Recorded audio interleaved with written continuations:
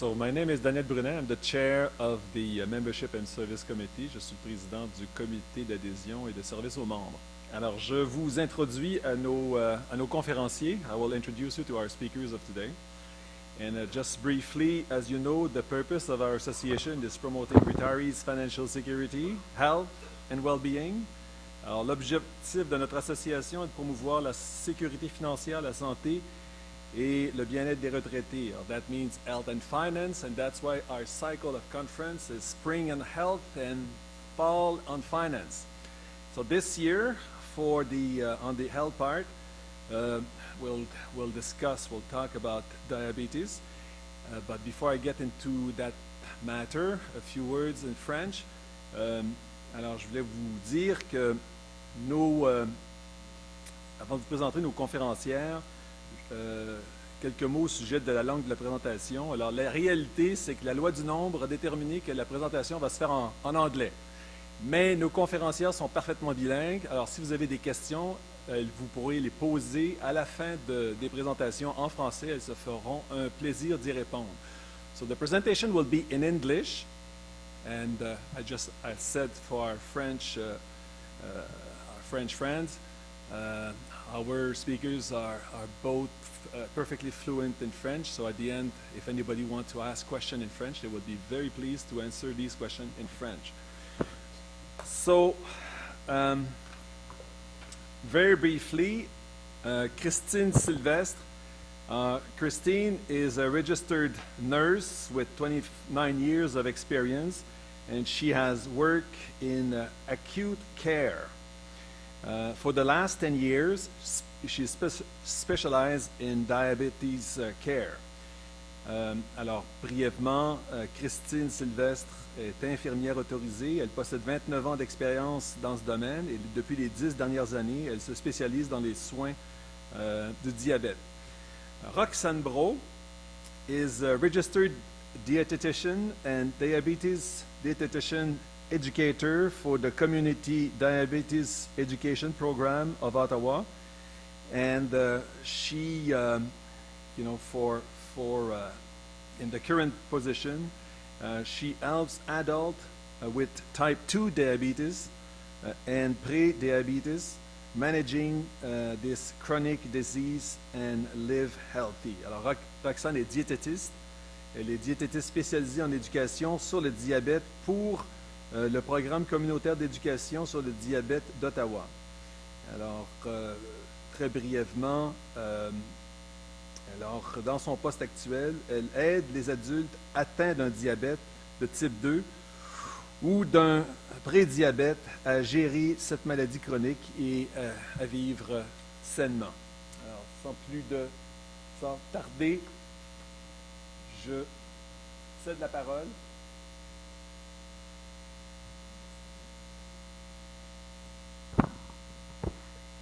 Good morning, good afternoon, everyone. Thank you so much for the introduction. Je veux te dire que je ne suis pas complètement bilingue, je regrette, mais je vais essayer de parler en français après si vous avez des questions en français. Mon collègue est complètement bilingue, donc vous êtes couverte. So, I also want to say that I'm very, very impressed. I came here thinking we're going to be talking to some retired folks. Oh, that's nice. They're getting together. I've learned that retirement is very busy. In fact, if I ever get a chance to retire, I can anticipate that I'm going to be much busier than I am right now. So hats off to you. I hope I can make it. All right, so let's talk a little bit about diabetes. We'll do a little bit of an introduction, talk about some numbers, some fact checking, where you can get more support and information, and of course some time for questions and answers. So Roxane and I are both diabetes educators. We come from different professional backgrounds, and you'll find that as you work with diabetes educators, they can be nurses, dietitians, social workers, pharmacists, even family physicians and other healthcare providers may go into that specialty. Many of us at some point in our career will become certified diabetes educators. That means we have a little bit more training and we pay big bucks to write an exam to certify us, to make sure we have a good broad base of knowledge. We work closely with all people with diabetes, of course, and their healthcare providers, be it their family physician, a nurse practitioner, and we work very closely with many of the endocrinologists in the Ottawa area. So just some fun, perhaps, by volunteer only. If you could raise your hand, I'm going to ask a series of questions. If you could raise your hand and leave it raised, and let's see what it brings. So, and of course, it's volunteer only. Who here has diabetes? Raise your hand and keep it up. Okay. Who here has a, keep your hand up. Who here has a parent with diabetes? Pardon me? Fair enough. Or had a parent with diabetes. Good point. So if you have diabetes, keep your hand up. If you have a parent, or how about a sibling with diabetes, put up your hand. If you have a spouse with diabetes, put up your hand. All right. Does anyone have a friend with diabetes? Put up your hand. Does anybody work with or have a neighbor with diabetes? Put up your hand. So pretty good. So what I wanted to point out to you, if you take a look around the room, is that most of us, in fact, have our hands up. And that's because diabetes is growing in prevalence. And it's not just growing in Canada or North America, but it's growing worldwide. And we're going to take a look at some of those numbers.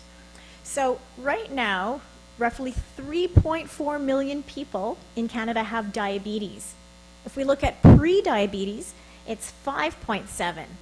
Combined, roughly 1/3 of the Canadian population has pre-diabetes or diabetes. And that's enormous. If we break it down by sex or gender, men have a little bit higher rates than women, but don't worry, we catch up after menopause, and then it's about equal. If we look at the global map, though, a lot of people think diabetes is a North American problem because of McDonald's, other fast foods, but it's growing worldwide at phenomenal rates. So there's still a lot we need to learn about diabetes.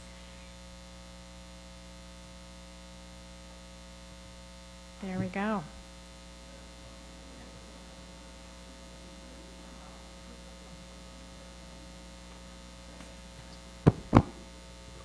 All right, so I'm seeing some of you reacting from this picture, right?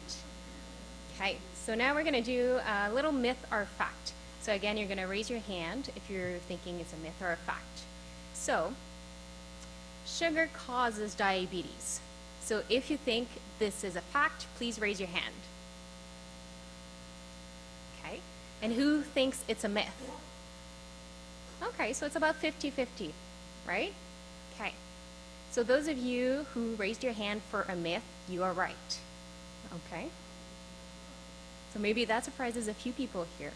Okay, so sugar does not cause diabetes. Eating sweets does not cause diabetes. Okay, it's not the piece of cake you had maybe 2 weekends ago for your birthday or a celebration that caused you to develop type 2 diabetes. And developing diabetes is also not your fault.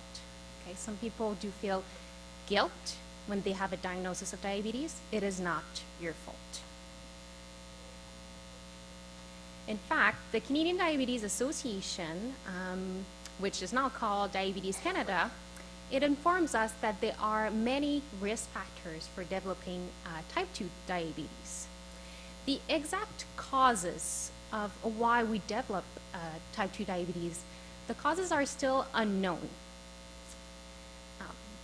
But there seem to be some contributing factors. And some of the risk factors include, but they're not limited to, being over the age of 40. So for now, they haven't invented a pill that makes us to stop aging. So not for now, at least. So when you're over the age of 40, unfortunately, that's a risk factor. Having a first-degree relative with type 2 diabetes. First-degree relative would be one of your parents, one of your siblings. If you're a member of a high-risk population, which would include Asian, South Asian, Hispanic, Africans, and Aboriginal, having a history of prediabetes, having a history of gestational diabetes. So for those of you women, when you were pregnant and you were being told that you had gestational diabetes, if you delivered a baby that was over 9 pounds, so that's another risk factors. And the list goes on, and I won't tell all the risk factors that there is. But the consumptions of sweets, eating sweets, it's not listed as a risk factor. Okay? But overweight and abdominal obesity, okay, they are risk factors, and eating too much food can increase our weight. So whether we eat too much sweets, or we eat too much pizza, or we eat too much of anything, okay? But eating sweets is not a risk factor. So what is diabetes? Maybe for some of you that word is new, maybe you've heard of that word before. So diabetes, it's a lifelong condition, so it's a chronic disease. And it's categorized by a combination of insulin resistance and insulin deficiency. So one or the other, they may predominate. And as mentioned, it's a combination of genetic causes and other risk factors. So what is the difference between type 1 and type 2? Maybe you've heard, someone with type 1, someone else has type 2. So type 1 diabetes, that affects about 10% of people living with diabetes. It is an autoimmune condition. So what happens is that the body attacks what we call the pancreatic beta cells in the pancreas. So those cells are responsible to produce the insulin, and the body attacks it. Okay? So people with type 1 diabetes, they must be on insulin, whereas the type 2, that affects about 90% of those with diabetes, and it's a condition where the body cannot use the insulin properly, or it doesn't produce enough. People with type 2 diabetes, they may be on oral medication, lifestyle changes, and or on insulin. If someone with type 2 goes on with taking insulin, doesn't mean they now have type 1. Okay. So then what happens in the body for someone that has diabetes? So at the cellular level, okay, we have many cells throughout the body. So they become less responsive to the work of the insulin. So the glucose can get in, and they become starved. Okay, glucose is like their food, their fuel, and it can't get in. Because of the starved cells, then the liver starts to put out more glucose into the blood. And the role of the pancreas, as I mentioned earlier, the role is to produce the insulin. But over time, is that it produces less and less, because it's working overtime, and it becomes a little bit tired.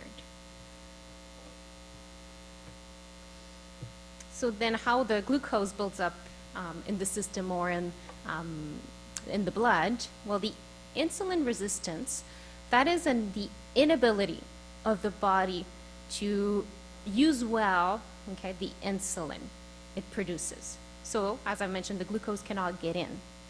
With insulin deficiency, we don't produce enough of the insulin.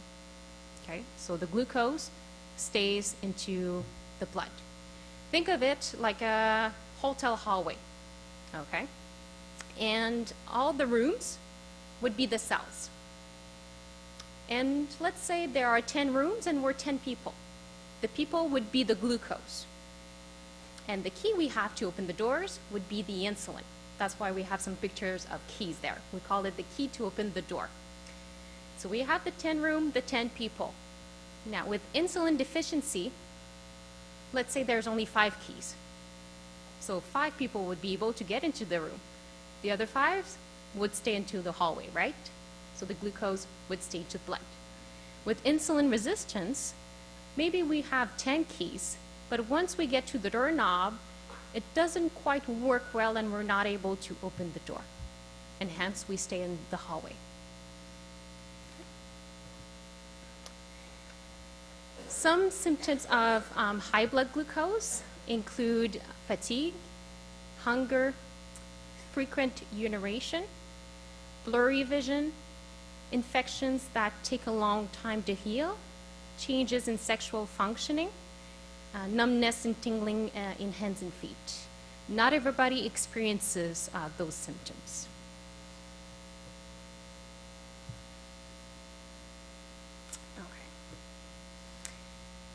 Some individuals with long-standing diabetes experience few complications, and some others, they're going to experience some of the complications related to diabetes. One factor that's likely to play a role in developing those complications is hyperglycemia. So in other words, having a lot of sugar, high blood sugars, and for a long time. Some complications, well, the complications I should say includes heart disease, including strokes, eye disease, which we call retinopathy, kidney disease, which would be nephropathy, nerve damage, neuropathy, and sexual dysfunctions. But the good news there is there has been many evolutions, and now we really have more tools in our bag to really help prevent them, delay them, or reduce the progression of them. Okay, enough of me talking. So maybe you're a little bit familiar with the snake oil, right? That used to cure everything in the past. No, I'm seeing some people know they're not familiar. Okay, so another myth or fact to get you to interact a little bit. Diabetes can be cured, okay? We can get rid of having diabetes. So those of you who say that yes, we can be cured, please raise your hand. Okay? And those who say that we cannot have, there's no cure for diabetes. Okay, wow. Okay. So now I'm the one saying the bad news here, that all of you that raise your hand, you're right. So currently there is there's no cure for diabetes. Okay? Once you've been diagnosed with diabetes, you will always have. But there's always a good news out of that, right? You can really strive for a well-controlled diabetes. Okay? That's the goal. You control it well, and you live a healthy life, right? Okay. So now we do have some treatments, right? How we have some oral medications, we can do some lifestyle changes. There are injectables medication. Those help you with controlling your diabetes. Doing some lifestyle changes, well, that can really improve your health and help you to either manage well your diabetes or to help you prevent from having diabetes. So another myth or fact. We like playing that game. Okay. So there are superfoods that can either cure or can reverse diabetes. So maybe you've heard there are some superfoods out there for diabetes. Okay, so those of you who think there are superfoods, please raise. Oh, not too much, eh? Okay. Those of you who says no, there are no superfoods. All right. And the other ones are, I'm not too sure, right? Okay. And just another quick one before we talk a little bit more about nutrition. Okay. So people with diabetes should avoid eating white foods. So that would be your white pasta, your white rice, white potato, white bread. So they should avoid eating those. So those who say that people with diabetes should avoid eating those foods, please raise your hand. Okay. And those who say no, there's no need to avoid. Okay, so that's a little bit more 50-50. Okay, that's very interesting. And just out of curiosity, who, regardless if you said, truth or myth or fact, who've heard maybe someone tell them, oh, people with diabetes, they should avoid that. Or you heard that somewhere. Who heard of that? Okay, all right. So let's talk about food a little bit. Okay. So everybody, okay, including people with diabetes, well, they should have a healthy diet. Okay? And there is no such thing as a diabetic diet. Everybody should eat the same way. No diabetic diet. And all foods fit. So yes, we can have the white bread. Yes, we can have the white rice. Okay? So those of you who said that there's no need to avoid, you were right. Okay? It's more the portion and the frequency that really plays a role. So the healthy plate method, maybe some of you have seen that plate before. That's from one of the handouts from Diabetes Canada now. So half the plate should be our vegetables. Okay? At least 2 kinds, that would be the best. But if you could have vegetables at least every day, that's a great start. Okay? The quarter of your plate then should be your meat and alternatives, which would be your chicken, lean meat, fish, beans, lentils. And then the other quarter would be your grain and starch. So yes, we do want more oftentimes some whole grains. So whole grains would be your barley, your quinoa. Okay? But it's okay to have sometimes, right, your white rice, your white pasta. But it's more the portion of it and the size of your plate as well. Okay? That makes a big difference. Okay?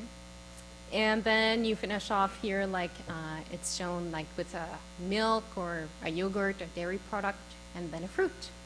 Okay? For the sweets or things that are maybe higher in simple sugar or fat, then just have it in moderation. Okay?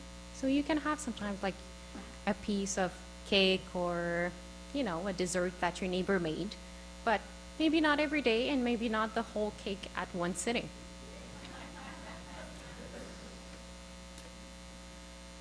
Would be good though. And then exercise is another thing that you can do to help prevent prevent diabetes, or help you managing well your diabetes. So the guidelines say that we should do 150 minutes of aerobic exercise every week, whether it's walking, swimming, dancing, cycling, whichever thing you like. And that's broken down to 30 minutes, 5 days a week. Okay, it's important to remember you gradually go there, okay? If for you being active, it's new to you, then you start maybe with 2 minutes a day and you gradually build up from there. And eventually aim for at least 10 minutes at a time. So then you can do maybe 10 minutes 3 times a day, so you have your 30 minutes. You can do 15 minutes in the morning, 15 minutes later on, and do things that you like. No more than 2 days without being active, and try to sit less. So I know you guys were a little bit earlier on going around the tables, so that's great. You were walking. If you want to do the same after the presentation, just walk around. Things to do more would be to park further. So maybe those of you who came here with a car, maybe go at the end of the parking lot, so that way you have to walk more to get here. If you go grocery shopping, do all the aisles of the grocery, right? Just walking a little bit more at a time, so everything counts. Okay? And on top of that, we should do resistance exercise for the muscles at least twice a week, ideally 3 times a week. Okay? So when you're watching TV, you know, for every commercial, get up and move around. That's going to get some walking. Some of you, you might be caring for someone that has diabetes. So it can be one of your parents, can be a sibling, your partner, your spouse, and sometimes that's also on top of caring of your own diabetes if you do have diabetes. So a question that you might ask yourself is, what's the best way to take care of a person with diabetes? So if diabetes is new to you, then learning all you need to know about diabetes, it might be perhaps a little bit frightening at the beginning, okay, if this is really new to you. So depending on the physical and cognitive abilities of that person you're taking for, then sometimes you have the role of helping them manage their diabetes. You might need to help them with preparing some healthy meals. You might help them with taking their medications, testing their blood sugars. Okay? So what I would encourage you to do is to learn as much as you can about diabetes. Okay? The more you know, the better you are to help that person. And if that person also learned, so the both of you learn, you both will really be well equipped to make the lifestyle adjustment that comes with good diabetes management. Okay. It's also important to remember that not two people with type 2 diabetes will benefit from the same plan. Okay? What works well for you doesn't mean it might work well for the person you're caring for. Okay? So in that regards, I encourage you to attend that person's appointments with the healthcare provider, the diabetes educator, so you really get to know what's the best plan and what are the goals for that person. Might be different than the goals for you. And work as a team. It might be tempting sometimes to try to take over and that person's diabetes care. But remember that you're there to support that person as needed. So that person is responsible. We are all responsible for our own health. And what you can do is offer support. Oh, it didn't work, sorry. Now, just a little bit, if you want to have more information, how to get in touch. So we are from the Community Diabetes Education Program of Ottawa, which is under the Diabetes Central of Ottawa. What it is, it's a central intake for all the diabetes program in Ottawa. So it makes it easy. It's a one-stop. So if your doctor refers you to a diabetes program, or you want to self-refer, you want to have some medication, you want to meet with a diabetes educator, then I would encourage you to go to the website or to call them, and they're going to be able to tell you which diabetes program is closest. And if you do want to self-refer, you can write that you would like to come and see the Community Diabetes Education Program of Ottawa. You can do that. And so we're serving adults that are 18 years or over with prediabetes or type 2 diabetes in many languages. And yeah, so that's why we have that phone number over there. We don't have ours, so I would encourage you to go through them for any questions, or just come and see us afterwards. Sorry. And I'm just going to end on that note here, which says, when we are no longer able to change a situation, we're challenged to change ourselves. And now we'll take some questions. Thank you.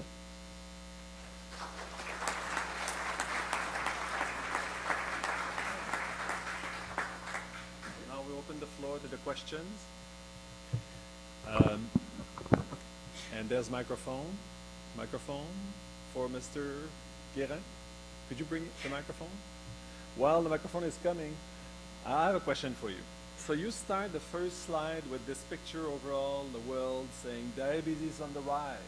So what's the first reason? Is it because people are more, they are less active? Is this the number one cause of rise of diabetes over the world, is about activity? Is this on? It should be. Hear me? Is it working? Testing. Okay. Yes. So that's a great question, and it's a very complicated and gray answer that I have for you.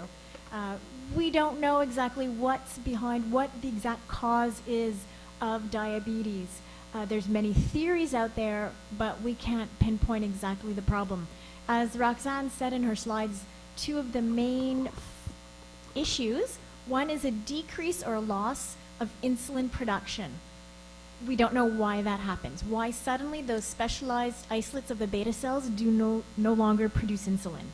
There's many factors that contribute or increase someone's risk of developing this, but we don't know the cause. The other thing that we hear is, like, for example, population in Japan has very, very little diabetes level. Is that correct?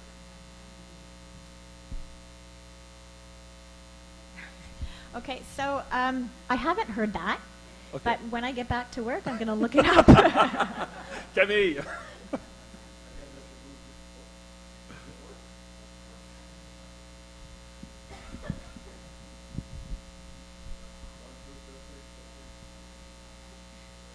is the gentleman taking care of the...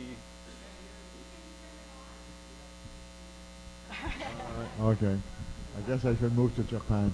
If a person was testing on diabetes 2 at a 4 or 5 level, suddenly that person gets treatment for prostate cancer, radiation. Then after that, the testing is always 9, 10. Is it possible to bring it down, or is it a condition that the testosterone level has been changed or whatever by the radiation? Did everyone hear the question? Is it all right if I stand up? I just feel like I can only see part of the room when I'm sitting. So that was a very interesting question. I'm going to repeat it just to make sure I understood it correctly, and for those of you who didn't hear it.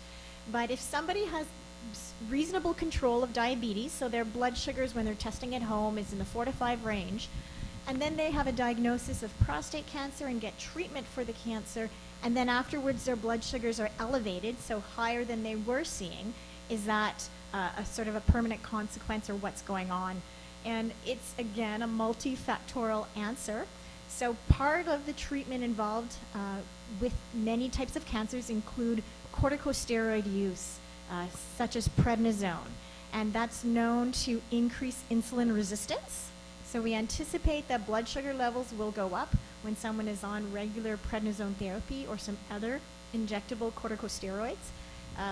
So that may decrease, their blood sugars may decrease over time as they're weaned off of this medication.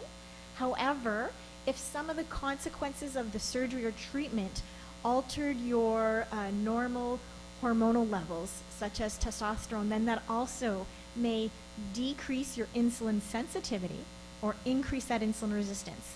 And it may be more of a permanent condition and requires treatment for diabetes and blood sugar control to be intensified. So we have a lot of medications and tools in that diabetes toolbox to help control blood sugars, and it may just mean you need another tool to help you out. Does that answer your question? Okay. Would you like to add anything? No, you said it all. Yeah. Did a good job. the My gentleman? name is Robert Louis. I am diabetic.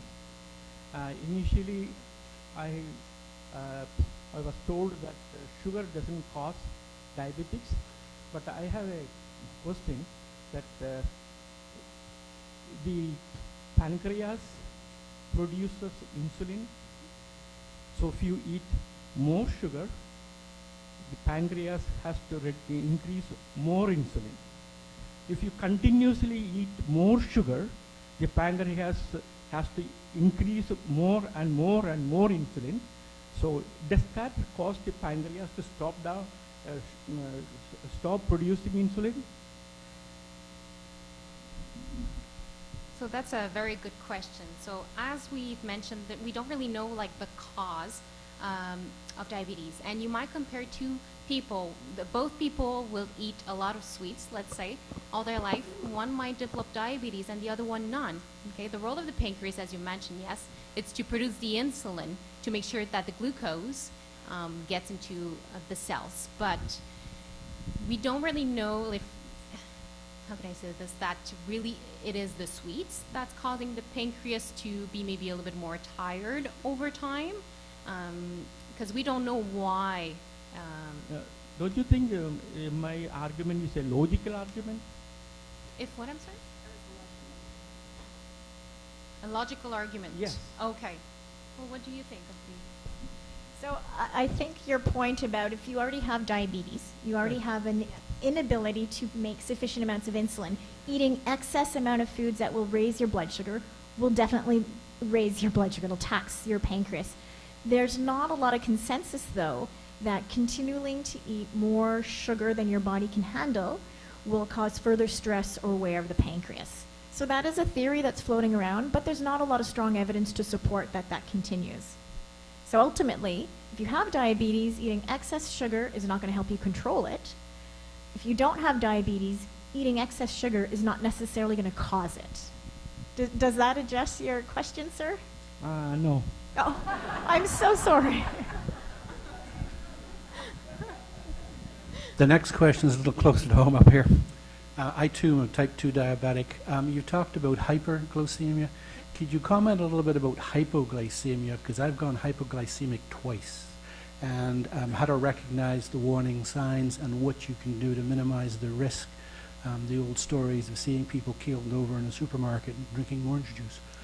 Yes, that's a very good question. We didn't specifically talk about hypoglycemia. This is really more something with people with diabetes that some might be more at risk of having those. So hypoglycemia is when your sugar is too low, compared to hyperglycemia is where your sugar is elevated. So hypo, it is low. Some might have some symptoms of those would be some sweating, trembling, and there are more than those symptoms.